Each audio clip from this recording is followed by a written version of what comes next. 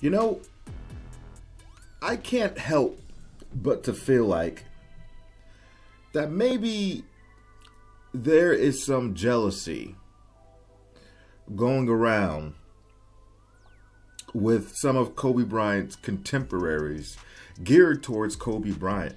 Some of the things I'm hearing some of these players say about Kobe Bryant, I find it very interesting. I really do. Because they are saying things that they haven't said and would not have ever said in his presence, in his existence, if he was still alive. And while I disagree with their logic and their point of view, that is their point of view. But my biggest issue is, why weren't you saying this before, when this man was still alive? That is my issue with it more than anything. You didn't have the balls to make these comments, to share your opinions, say how you really feel when he was in your face or alive on this earth. That's what shocks me. Or maybe I shouldn't be surprised. Actions of, weak-minded human beings or people throwing shade at Kobe Bryant after his death publicly. People questioning his career, questioning his accolades, questioning his performances publicly. And they never held that energy before. Bringing into question the legitimacy of his career, his accomplishments. Casting themselves on the same tier as Kobe Bryant, saying they could have did anything he did given the same circumstances. And you know what I'm talking about. But it's funny because after Kobe removed himself from them circumstances, he continued to do it. Just to name a few players that all of a sudden have the nuts to speak up and speak bravely and speak their opinion in the absence of Kobe Bryant. Just to name a few.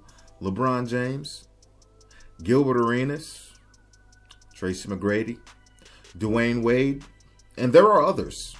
There are others that feel some type of way. It's funny how the truth comes out now. The absence of a figure that they fear or revere has now given them confidence to speak up. And speak up honestly, rather. I have to believe that there is some level of jealousy and animosity towards Kobe. And I'm trying not to be that biased Kobe fanboy. I really am not. This is just me looking at what's coming out over the years, and especially in the last couple weeks.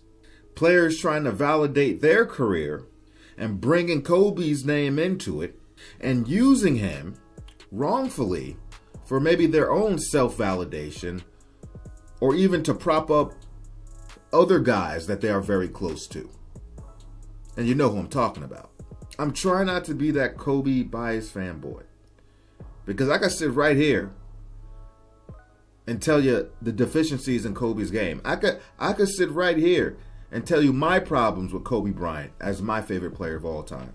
The times I hated his guts. The times I got pissed off at him for how he played. I could sit right here and tell you the things that drove me crazy about Kobe Bryant from time to time. And I've done it in the past. And with all that being said, to me, he is still the second greatest player of all time, in my opinion. I've seen this guy win championships, passing on surgeries for injuries, knowing that it would jeopardize his chances of winning a championship. Should he sit out to heal himself, repair himself, and will his team to victories with torn ligaments, broken bones, sprained body parts, and still getting the job done. And still being better than everybody else on the floor. Most series. Most nights. Okay, so I know what I saw. And you know what really pisses me off? Is that when Kobe Bryant was alive, these same guys that are throwing shade on Kobe, when Kobe was alive, he spoke glowingly of these same guys spreading this commentary and narratives around. He spoke glowingly of them publicly on camera when he didn't have to do that. He didn't have to do that. Always spoke glowingly of them. Made sure people remembered that these guys were hell of a players too. He didn't have to do that. He didn't have to use his platform and his popularity and his reach to do that for them, but he always did it. Kobe Bryant always spoke glowingly and positively and always gave credit to greats, past, present, and future potential as well. Who's the toughest guy you ever played against? I can go by eras, actually. So Allen Iverson was just really, he was a load to deal with, man. He was really, really tough. And there was a game where he dropped 44 on me in Philadelphia. There was a game in New Jersey where Marbury dropped 50 on me. There's a game where Arenas had 60. Do I hear 70? Carmelo Anthony is always tough for me to deal with. You know, Durant's always tough to deal with. There's a lot of guys. But the guy that always gave me the most problems actually was Tracy McGrady. Tracy McGrady? Yeah. Tracy McGrady, man. Tracy McGrady with his, he had all the skills and all the athleticism. But he was 6'9", and he was really, really tough to figure out. I don't know if people want that or want to have this kind of contentious thing where it's, you don't want records to be broken or people to surpass. You should be happy Right. for the person that comes after you to be able to surpass things that you've done. Right. For sure. Yeah, it's kind of juvenile to think. Unfortunately, we never got a chance to have that big finals matchup, like in '91 when Magic played Michael in the finals, and it was like, all the hype and all that stuff. We never got a chance to have that, but I will say, one of the biggest pleasures that I had was playing together in the Olympics in our 2 years. That was a lot of fun as a competitor and also as a teammate. So like when you're practicing, you're competing against each other day in and day out. That was a lot of fun. And then being teammates together was a lot of fun. I'm enjoying our matchups. They've been great. Vince Carter brought out the best in you. How so? Well, I was always really competitive with Vince. Vince was a year ahead of me in high school. He's still playing, by the way. Which is unbelievable. I saw him windmill the other day, which just goes to his insane athletic ability. Yeah. And we played on the same AAU team in high school. We played a tournament together, and I remember how the height that this guy can elevate off the ground was just unbelievable. But he was the number one shooting guard in that class, and I was coming up behind him. And everybody, Vince. I said, okay, I want to see what this is about, sort of thing. We never got a chance to go head to head.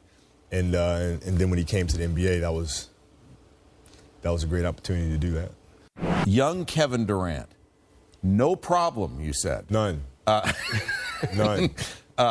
That's changed. How was it no problem, and how is it a problem now? Well, he came back one season, and it became the toughest matchup that I've had to deal with in my entire career outside of Tracy McGrady. So what changed? Well, when he first came in the league, you should kind of shoot across from his face.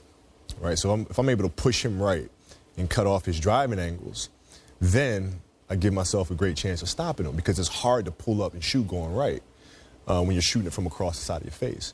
And then when he came back, all of a sudden that shot moved more to the top of his head. Now he was going right, stopping and popping. Then he could post up, he could turn left shoulder, he could turn right shoulder, and then it became a serious problem. He takes off like he's jumping off a trampoline off of one leg. I mean, it's the most ridiculous one-leg takeoff I've seen. It's crazy. I got a screensaver for you. LeBron James! No, he didn't!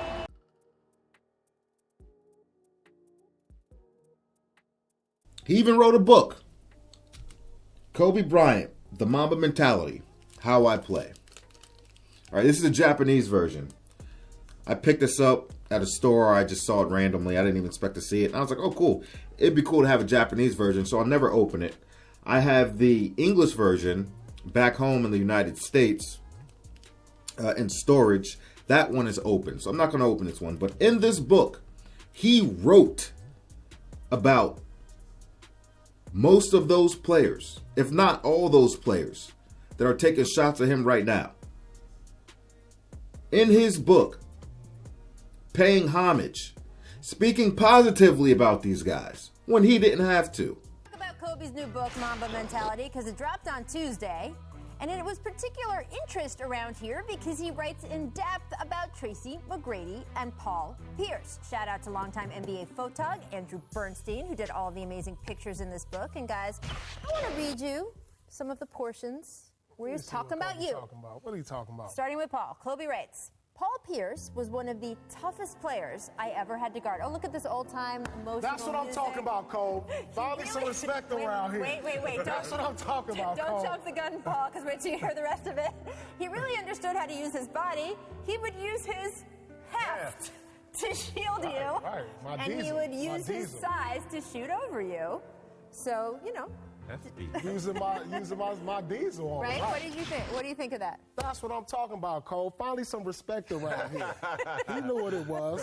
Right. Finally. How would Paul Kobe writing about Tracy McGrady? Quote, T-Mac had some magic to his game. That's a nice little pun there. This music really breaks me up. Tracy might have been, in effect, the hardest matchup. He could do just about everything on offense.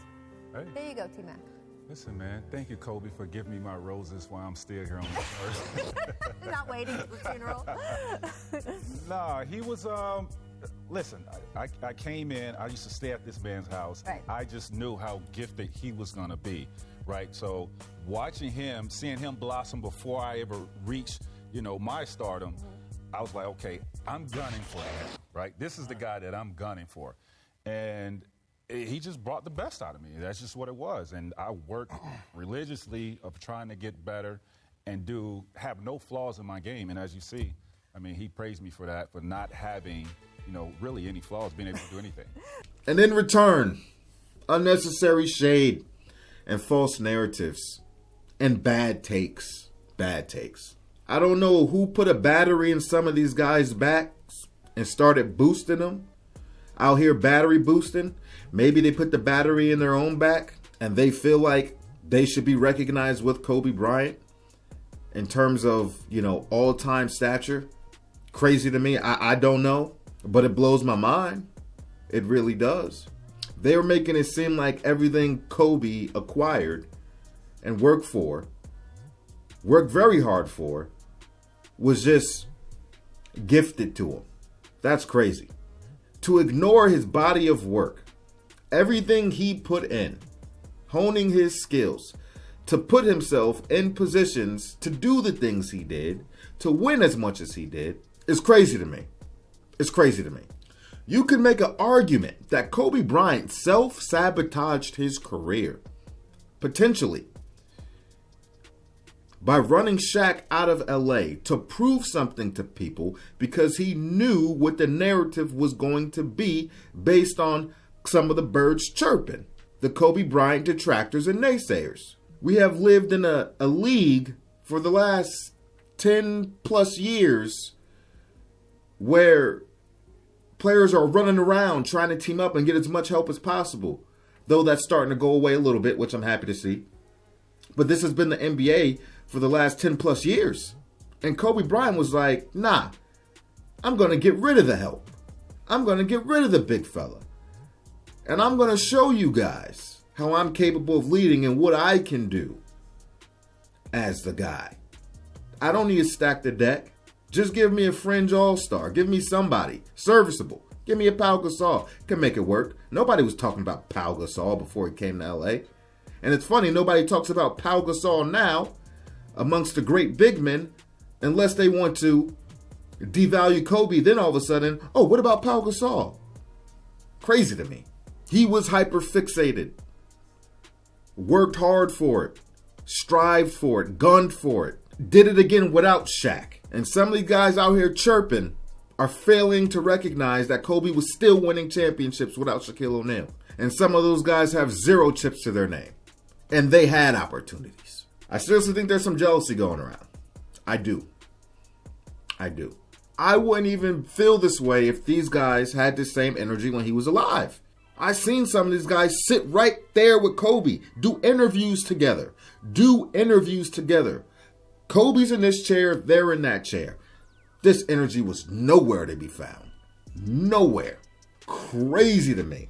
And it's funny, you notice most of this commentary coming out is coming from players that played that wing position.